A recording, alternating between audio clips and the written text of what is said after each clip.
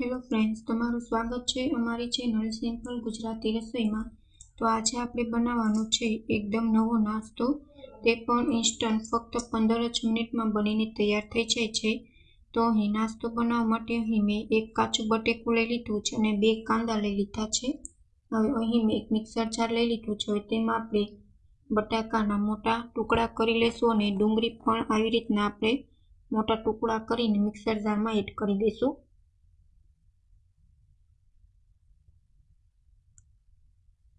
આ નાસ્તો છે તે ખૂબ જ ટેસ્ટી અને ક્રિસ્પી બનીને તૈયાર થાય છે। એકવાર બનાવશો તો આ નાસ્તો બનાવવાની વારંવાર ડિમાન્ડ કરશે।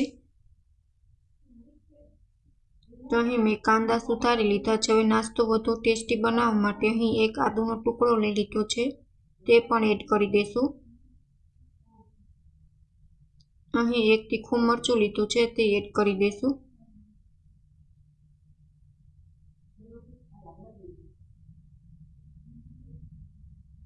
હવે ઢાંકણું બંધ કરીને આપણે તેની પેસ્ટ કરી લઈશું, ગ્રેવી કરી લઈશું।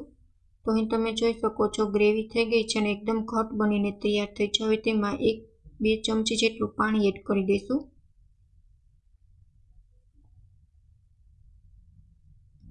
તો ક્યુરી છે તે આટલી ખાટી જ રાખવાની છે નાસ્તો બનાવવા માટે। હવે અહીં એક બર્તન લઈ લીધું છે, તેમાં 2 મોટી ચમચી તેલ લીધું છે। હવે તેમાં 1 ચમચી આખું જીરું અને 1 ચમચી સફેદ તલ લઈ લીધા છે। તમારી પાસે જો સફેદ તલ ન હોય તો તમે સ્કીપ પણ કરી શકો છો, પણ હોય તો જરૂર એડ કરવા, નાસ્તાનો ટેસ્ટ છે ને સરસ આવશે। હવે આપણા તલ અને જીરું તેલમાં સારી રીતના સતળાઈ ગયા છે। હવે આપણે તેમાં જે ક્યુરી કરેલ છે તે એડ કરી દઈશું અને ગેસની ફ્લેમ એકદમ લો રાખશું। હવે આ ક્યુરીમાં આપણે સ્વાદ અનુસાર મીઠું, લીલા ધાણા, અડધી ચમચી હળદર, અડધી ચમચી જેટલો ગરમ મસાલો અને ધાણા જીરું પાવડર એડ કરી દઈશું।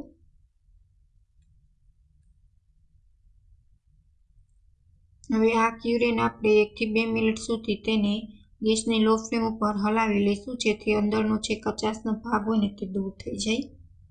અને વધુ ઘટ લાગે તો હજી 1 થી 2 ચમચી જેટલું પાણી એડ કરી શકો છો, જેથી અંદરના જે મસાલા છે ને તે સારી રીતના ગ્રેવીમાં મિક્સ થઈ જાય।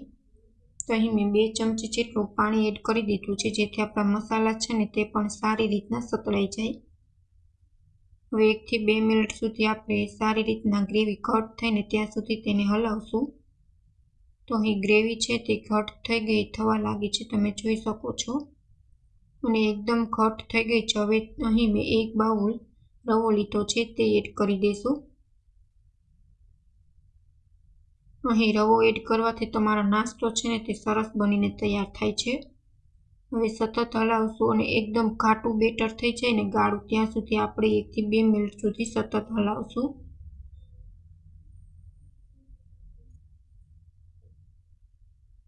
જો આ નાસ્તો તમે બનાવીને તૈયાર કરશો ને તો બાળકો ઈડલી અને ઢોકળા પણ ભૂલી જશે, એટલો સરસ ટેસ્ટીમાં બનીને થશે તૈયાર।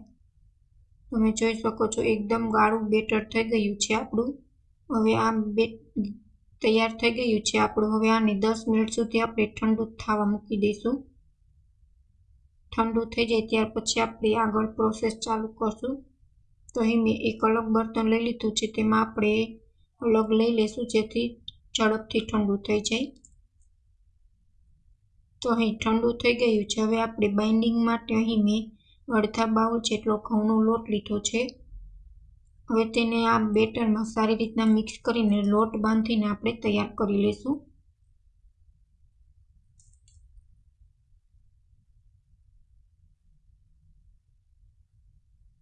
ઘઉંનો લોટ નાખવાથી બેટરમાં બાઇન્ડિંગ આપશે અને નાસ્તો પણ સરસ ટેસ્ટી બનીને તૈયાર થશે। આ નાસ્તો તમે બાળકોને લંચ બોક્સમાં કે ટિફિનમાં પણ તમે આપી શકો છો, એટલો સરસ થાય છે। હવે મેં અહીં 3 મોટા લોહી કરી લીધા છે, પાટલો અને વેલણ લઈ લીધું છે, નીચે તેલ આપણે લગાડી લીધું છે, જેથી વણતી વખતે નાસ્તો છે ને તે વેલણ અને પાટલામાં ચોટે નહીં। અને તેને આપણે આવી રીતના બહુ જાડું નહીં અને પાતળું નહીં તેવી વણીને તૈયાર કરી લીધું છે। હવે અહીં મેં એક ગ્લાસ લઈ લીધો છે, તેની મદદથી આપણે પૂરી જેવો શેપ દઈ દઈશું। તમારી પાસે જે પણ માપ હોય તે તમે લઈને આવી રીતના પૂરી જેવો શેપ દઈ શકો છો। તો તમે જોઈ શકો છો પૂરી આપણી બનીને તૈયાર થઈ ગઈ છે। હવે બહુ જાડી નહીં અને બહુ પાતળી નહીં તેવી રાખી છે। અહીં મેં બધી જ પૂરી આવી રીતના તૈયાર કરી લીધી છે। હવે તેલ ગરમ થઈ જાય ત્યાર પછી આપણે તેને તળી લઈશું। આ પૂરી તમે એમને પણ ખાઈ શકો છો, શાક સાથે ખાઈ શકો છો, અથવા તો ચટણી કે કેચઅપ સાથે પણ તમે આ પૂરીને ખાઈ શકો છો। કેટલી સરસ બનીને તૈયાર થાય છે અને બાળકોને તમે લંચ બોક્સ કે ટિફિનમાં પણ તમે પેક કરીને આપી શકો છો।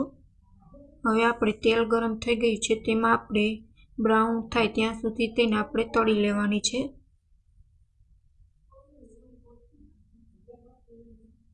બટેટાથી એકદમ ક્રિસ્પી બનશે અને ટેસ્ટમાં પણ ખૂબ જ સરસ બનીને તૈયાર થશે। એકવારથી આ રેસીપી તમે જરૂરથી ટ્રાય કરજો।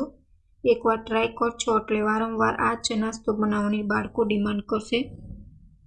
હવે આપણે ચમચાની મદદથી તેને આપણે બીજી સાઈડ પલટી લેશું જેથી બંને સાઈડ સારી રીતના પૂરી છે ને તે આપણી તળાઈ જાય।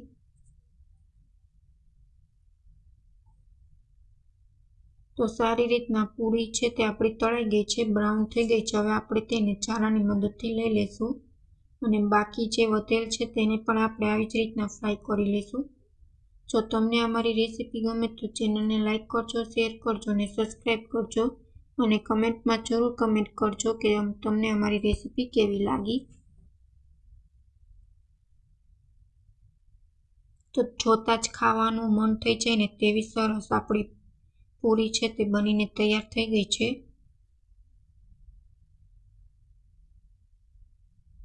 તમે જોઈ શકો છો એક પૂરી આપણી ફૂલીને તૈયાર થઈ છે।